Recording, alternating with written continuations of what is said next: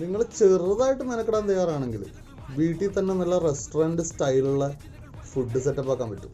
സിമ്പിളായിട്ട് ഇതേ നോക്കാം. നമ്മൾ ബാച്ചിലർ സ്റ്റൈലിന് വേണ്ടിയിട്ട് അങ്ങനെ ഫ്രൈഡ് റൈസ് എങ്ങനെ ഉണ്ടാക്കാൻ പോകണേ കേട്ടോ. അതെങ്ങനെയാണെന്ന് ഞാനിപ്പോൾ പറഞ്ഞുതരാം. അവസാനം സാധനം എല്ലാം കൂടി മിക്സ് ചെയ്തിട്ട് അങ്ങ് എടുത്താൽ മതിയെങ്കിലും ആദ്യം ഇത് പ്രിപ്പറേഷൻ ചെയ്ത് വെക്കാൻ കുറേ സാധനമുണ്ട്. സാധാരണ കടായിൽ ഹൈ ഹീറ്റിലാണ് യൂസ് ചെയ്യുന്നതെങ്കിൽ ഞാനിവിടെ കടായൊന്നും ഇല്ലാത്തതുകൊണ്ട് നോർമലായിട്ടുള്ള നോൺ സ്റ്റിക്ക് പാൻ.